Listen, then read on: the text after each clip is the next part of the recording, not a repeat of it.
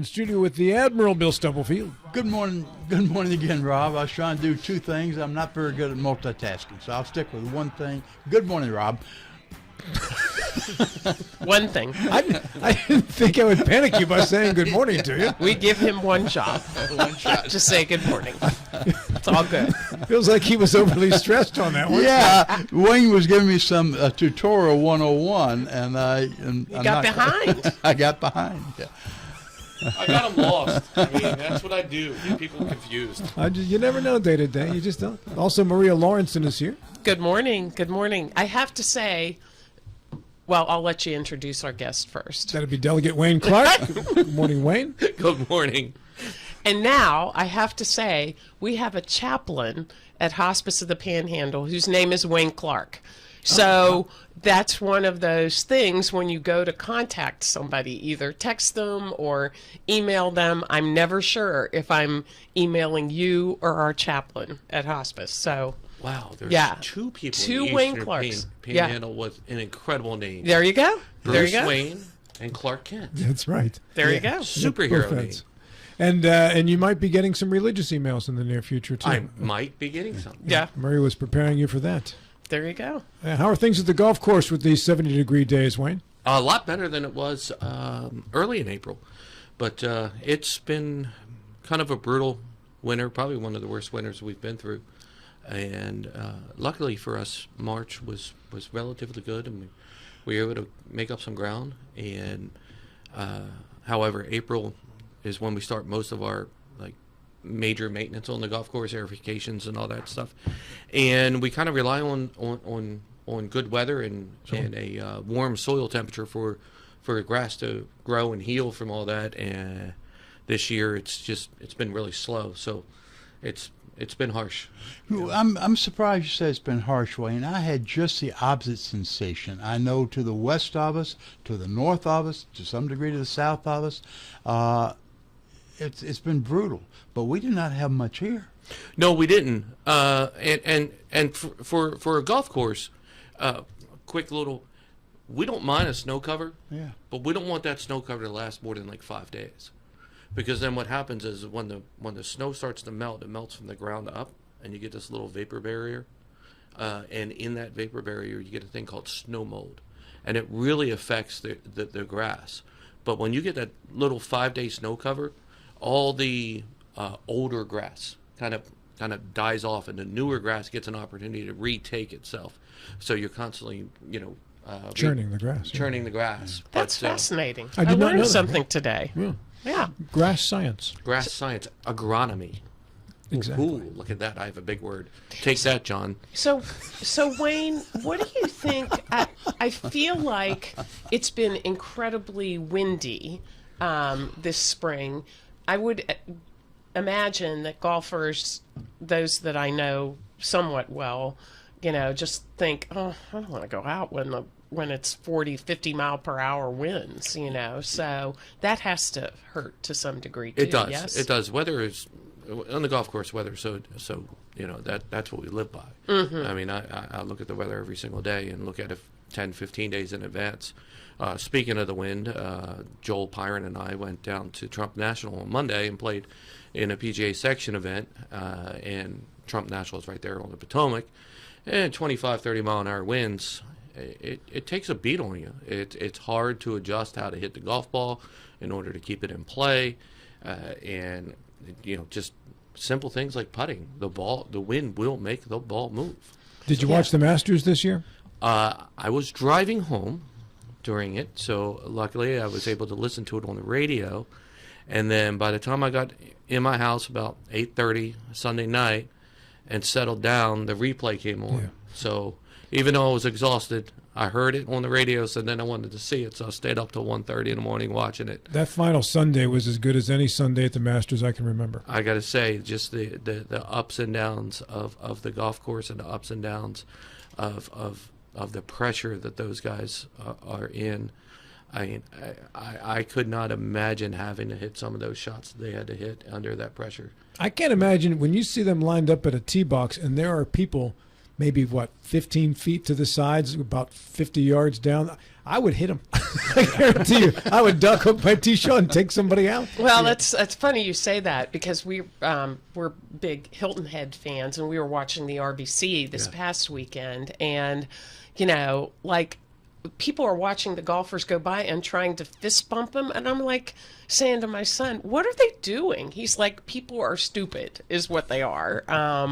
And like, somebody's gonna, and that was another tournament that was down to the wire. Obviously, it's not the Masters, but it was a competitive Sunday. Yeah, it sure was.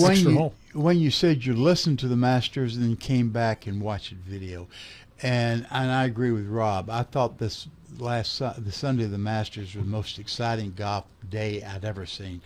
How did the announcers capture it? When you saw it later in video, did you have the sense that the radio announcers had done an adequate job of capturing the emotion? Absolutely. I mean, you hear it, Justin Rose shot on 18. They're like, "I think that hit the flagstick. It hit the flagstick." Yeah.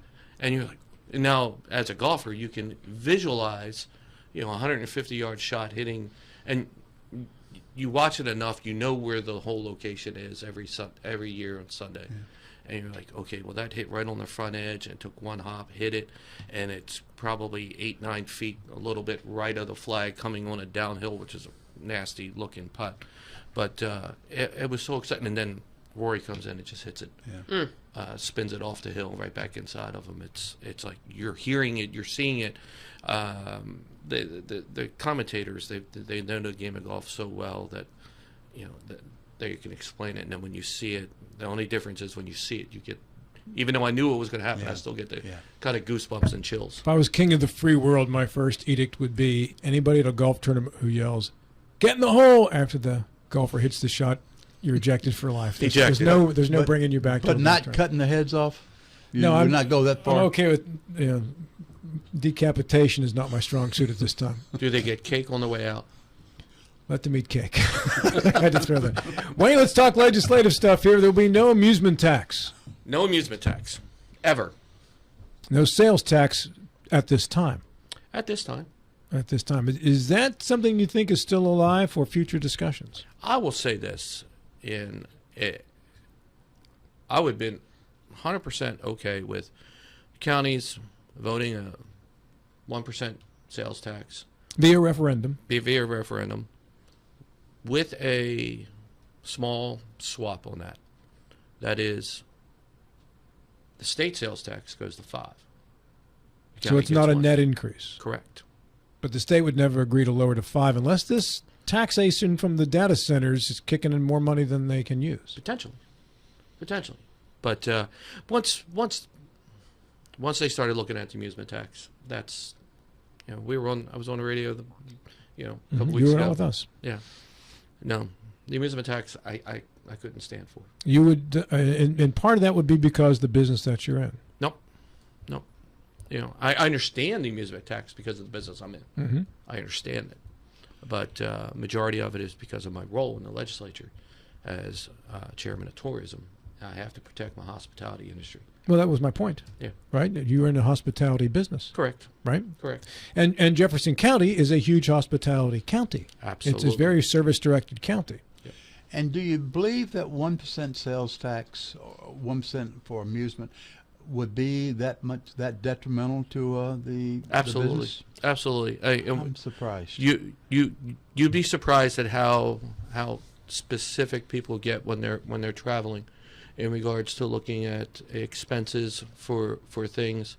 And we don't have that, but let's say you had 2 ski resorts in a winter, and they're a county apart. One county has amusement tax, the other one doesn't. So, you had $100 on a lift ticket, you got an extra $1 or whatever. And the ski resorts are equivalent. People will actually go to the other one to avoid that tax, because then that tax can be charged on everything else. I was a little less, a word I'm looking for, I would have accepted it a little bit better this year because it was a 1%, whereas in the last 3 years it's been $1 per amusement. Period, $1. And when I first started fighting against the amusement tax, especially at $1, I used a golf course as an example. So if somebody comes into the golf course to get a bucket of range balls to go down in a range and practice. Well, we charge $6 for a bucket of balls. Well, now we'd have to charge $7. So we'd have a $1 tax on a $6 item. Which is a 16% tax. That's pretty high, because that's an amusement. And our code does not define amusement at all. Amusement is something that is entertaining. Well, this is entertaining. Well, I hope so. And to Bill's point, or maybe it was Rob's point, what about that 1%? How could it be that much? I can tell you from sitting on the airport authority for, I don't know, a lot of years, that there are people who own their own planes who will divert to another nearby airport because the Jet A fuel costs a few cents less. And you're saying to yourself, these people own an airplane, and yet they're going to go to Leesburg or to Hagerstown or somewhere within the area just to fuel up, because it's not all that much different than when you're putting gas in your car, I guess. But you think the convenience piece might override the couple so pennies that you pay, but Wayne's absolutely correct. I don't think it does, I'm surprised. I've never let a 1 or 2% sales tax influence where I'm going to go or what I do. Perhaps I should, but I have never. Wayne, let's talk about data centers, because we understand Jefferson County could be getting them in the very near future as well. Berkeley County has one underway right along the border there. So the county commissioners we spoke with in Berkeley County, that would be John Hardy, who you know very well from the legislature, and of course Eddie Gokenauer, who testified down in Charleston regarding this legislation. And then we spoke with 3 members of the Jefferson County Commission, Kara Keys, Michael Mood, and Commission President Pasha Majdi. In Jefferson County, it seemed to me the commissioner's attitude toward the data centers was not quite as combative as the Berkeley County commissioner's attitude toward these data centers. And that may be because Berkeley County kind of already had one coming in. Are you aware as a legislator around the state if there's been much negative feedback toward the tax arrangement that was struck to pass these bills for the data centers and microgrids? I would say the House version, and hold on, take my glasses off so I can.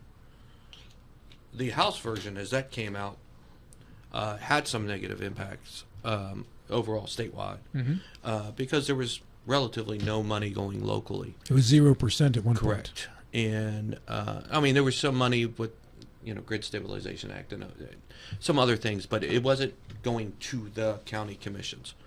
The Senate version, which we ultimately made a few more adjustments to, but at least we have money going back to the counties, and not only the counties, but that the data centers are in, but all the counties, because there's that shared amount. 10% divided per capita. Per capita on the counties that don't have them. So there was,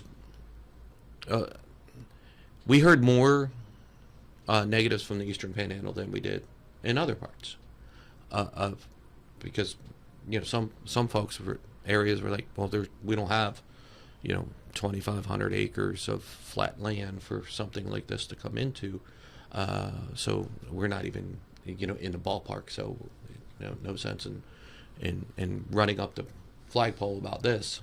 But one of the things, there was a lot of kind of misunderstanding and misinformation on a lot of how this was coming in. It was like, well, all these data centers are coming to Jefferson County, and I'm like, we'll be lucky to get 1 or 2 overall. One of the Mason County, Putnam County, they're going to see a lot. Fidelis is going into Mason County, and part of their whole project is a a whole data complex with Fidelis power plant, and the data centers want to see some sort of renewable or net neutral electric generation, and the Fidelis project is actually going to be a net negative natural gas facility, and they want to have access to that type of power. They understand that they have coal base load backup, which is fine because they can't be without power. No, not at all. So they have to be constantly generating power. Now, the Fidelis project, based off of the information I know, that they'll be able to produce up to 3 gigs of base power at all times, and that's what's attracting companies. And I've been talking with some folks, which I'm not going to name who, on going into that area as well, as a potential location for some of their data centers. So, like I said, overall statewide, many were excited. I think down the road, it could be probably the best thing we did. You think this ultimately will result in zero income tax one day in West Virginia? Ultimately, with everything that we're doing, I think we can get there. The $750 million reduction that we did in 22, and then the 23. My years are getting mixed up, and then the additional reduction we did last year. Eventually we're going to get to net zero, and we're going to do it the right way.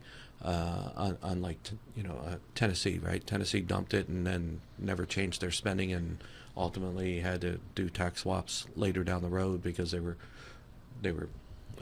in a deficit. But we're going to get to a net zero personal income tax, and do it the right way.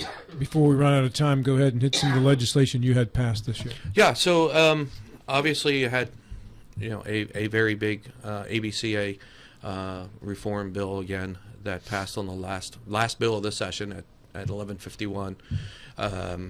I had a few tourism bills that passed, and some ag bills that passed this session.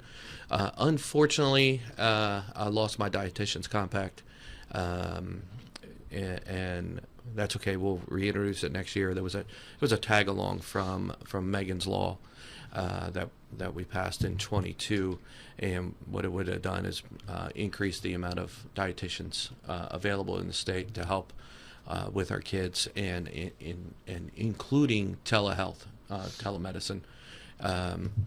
We got through the universal licensure, but the compact is a little bit different because you could be licensed in both states at the same time and doing telehealth. So unfortunately, we didn't get that one through. We'll introduce that again next year, but I'm relatively excited and happy with my session.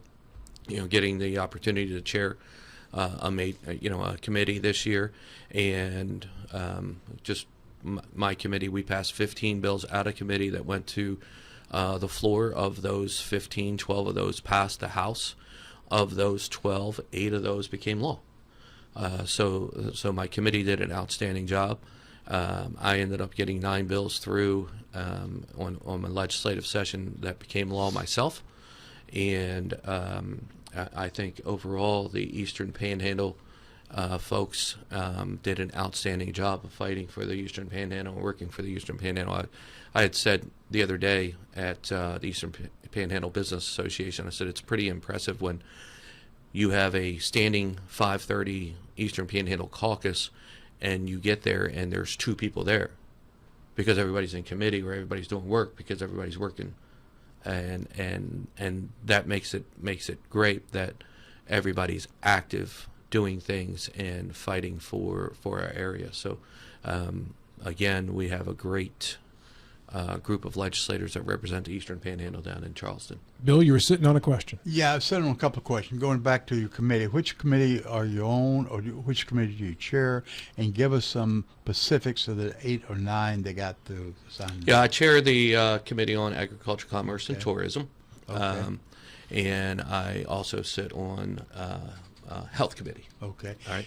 And of you said 8 or 9 bills were actually signed into law. What specifically? Which ones were they? Oh, you're going to ask me that question. All right, so we had the ABCA bill, 2054. Now, 2054 had about 5 bills in it. Okay, you got to be something more than 2054. All right, ABCA reform bill. So what it did a couple of things. One, it created a new business license for nonprofits to participate in public outdoor designated areas, what are the POTAs. All right. 2, it introduced self-pour. So the self-pour system, if anybody's been to Bricks 27 before, the wine bar that's behind, that is a self-pour system. And basically what it is you would buy a chip or a wristband, and it would give you X amount of pours, and you could go up and choose what you want, and it'll pour for you. And then when you're done using those, then you go and it's back to the bar and you purchase more. Sure. Okay. It made some little changes in regards to the food preparation things that are based off of the how much you have to have in food in order to have, a liquor license. A tourism bill. And what we did is we took tourism out of the requirement for the food requirement out of the state with the Division of Rehabilitation, and they could actually go and contract individual concession stands. So if they wanted to have at a state park, they wanted to have local businesses come in and be the food purveyor. Tourism can negotiate that contract with them locally. Otherwise, they had to use this statewide program, and so that went out. We had the feed and pet and neuter bill, which basically took out the sunset on the spay and neuter, and it redefined what food, pet feed is. That one passed. Let's see. Good Lord. Okay, you've given me a flavor. It's all over the place. Okay, yeah. good enough. Okay. So, Wayne, obviously, at the end of the day, the governor was pleased with a couple of items, not so pleased with another couple. Do you predict a special session? Do you have any idea when that'll be? I'm assuming, the governor keeps the Jefferson County delegation especially close, we would think, but maybe not. Do you have a sense of when that call will be and what it will be for? Predict? Mm-hmm. There's going to be a lot of special sessions. He's already told us. He's going to work stuff. He wants to work things through special session processes. Will he have success? It depends on what he puts on each call. Gotcha. Okay. And as an example, if he puts the vaccine bill on a call, and it's on a call that's not linked to interims. Okay, so one of the things with Justice, when he would have a special session, he would try and schedule that special session at the same time that we were going to be in town for interims, so that we, as part-time legislators and full-time businesses, workers at other places, weren't having to take extra time off work to go down to Charleston. And if the governor decides that he wants to do, a special session on say the vaccine bill a week after an interim, so we're down for 4 days, then we're back, and then we're down for 4 more days. That's going to put a bad taste and special session. Just one call, yes, on that? I mean, whatever he wants to add. He could do 10 vaccine, sure. CON. I got to jump in here because we are out of time. Sorry. Wayne, thank you for yours. Absolutely. Appreciate it. Good luck on the course. Thank you. Yeah.